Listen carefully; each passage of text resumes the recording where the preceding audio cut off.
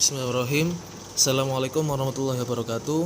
Perkenalkan, saya Abi Alfiovano dari kelompok 1 bersama dengan Ahmad Yasin Ibrahim. Di sini kami akan menjelaskan dari konsep dasar ilmu ekonomi. Oke. Bismillahirrahmanirrahim. Di sini saya Abi Alfiovano akan menjelaskan konsep dasar ilmu ekonomi. Yang pertama yaitu definisi ilmu ekonomi. Yang kedua, sejarah ilmu ekonomi. Yang ketiga, prinsip ilmu ekonomi. Yang keempat, kegiatan ekonomi. Oke, saya akan menjelaskan sampai keempat bab ini.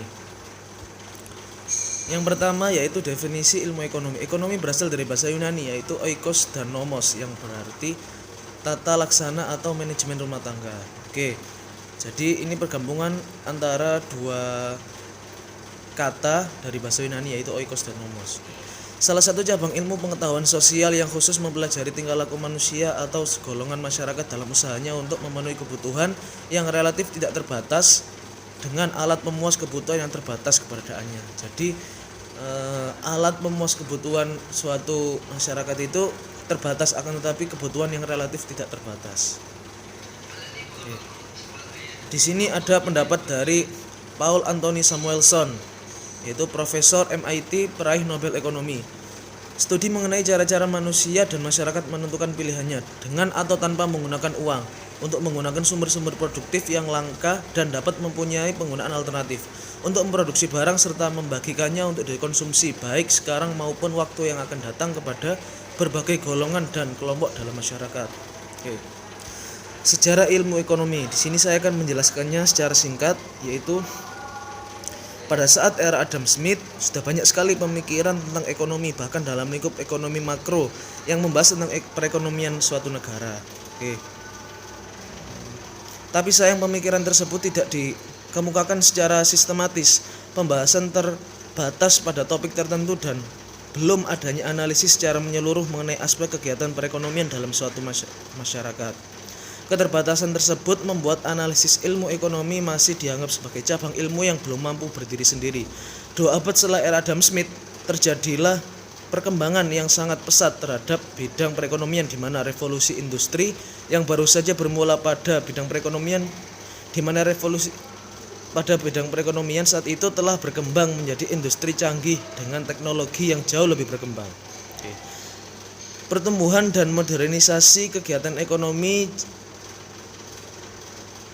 jauh lebih berkembang. Pertumbuhan dan modernisasi kegiatan ekonomi di berbagai negara sangat mempengaruhi perkembangan pemikiran ekonomi, sehingga pada saat ini terdapat berbagai analisis dalam ilmu ekonomi yang sudah semakin kompleks. Secara umum, analisis utama dalam ilmu ekonomi dapat dibedakan dalam dua bentuk, yaitu teori ekonomi makro dan teori ekonomi mikro, mikro dan makro. Sebelum mengupas lebih dalam mengenai kedua analisis tersebut, sebaiknya kita memahami terlebih dahulu mengenai pengertian ilmu ekonomi. Oke. Tadi sudah saya jelaskan pengertian dari ilmu ekonomi. Sekarang yaitu prinsip ilmu ekonomi.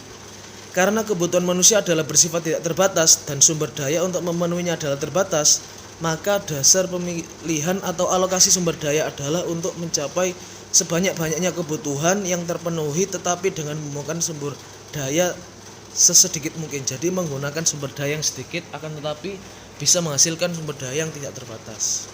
Oke. Menghasilkan sumber daya yang sebanyak-banyaknya. Oke, yang keempat, kegiatan ekonomi. Di sini kegiatan ekonomi adalah tindakan atau perilaku manusia yang bertujuan untuk memenuhi kebutuhan hidup dan dilandaskan pada prinsip-prinsip ekonomi. Pengertian lainnya yaitu tindakan individu dalam menentukan pilihan dan menggunakan peluang dalam memenuhi kebutuhan hidupnya. Oke, yang pertama dari kegiatan ekonomi yaitu kegiatan produksi. Kegiatan produksi merupakan kegiatan menghasilkan barang dan jasa. Tujuan kegiatan produksi yaitu memenuhi kebutuhan para konsumen dan mendapatkan laba bagi produsen. Yang kedua, kegiatan distribusi. Kegiatan distribusi merupakan kegiatan menyalurkan produk atau jasa agar dapat sampai ke tangan konsumen.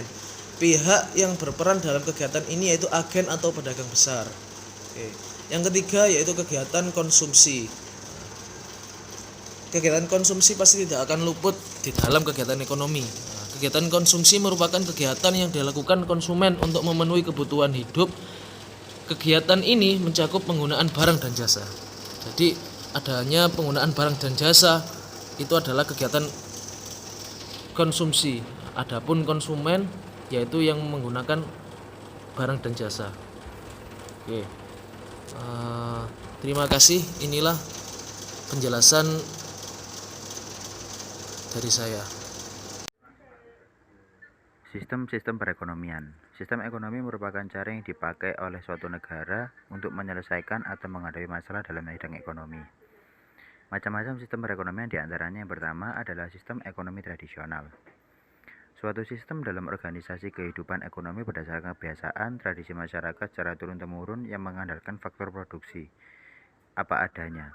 Kelebihan dari sistem tradisional adalah adanya semangat kekeluargaan dan kejujuran dari setiap individu dalam memenuhi kebutuhan hidupnya. Yang kedua adalah sistem ekonomi komando. Sistem ekonomi komando atau terpusat adalah sistem di mana pemerintah memiliki kekuasaan yang dominan pada pengaturan kegiatan ekonomi.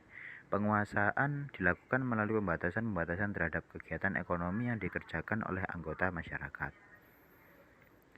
Yang ketiga adalah sistem ekonomi liberal atau kapitalis. Sistem ekonomi liberal berdasarkan kebebasan seluas-luasnya bagi seluruh masyarakat dalam kegiatan perekonomian tanpa adanya campur tangan daripada pemerintah. Landasan dari sistem perekonomian ini bertujuan secara umum untuk mencari keuntungan pribadi tanpa adanya pihak lain yang perlu dipertimbangkan. Yang keempat adalah sistem ekonomi campuran. Sistem ekonomi campuran adalah suatu sistem ekonomi yang di satu sisi pemerintah memberikan kebebasan kepada masyarakat untuk berusaha melakukan kegiatan ekonomi. Akan tetapi, di sisi lain pemerintah memiliki campur tangan dalam perekonomian dengan tujuan menghindari penguasaan secara penuh dari segolongan masyarakat pada sumber daya ekonomi. Yang kelima adalah sistem perekonomian Indonesia.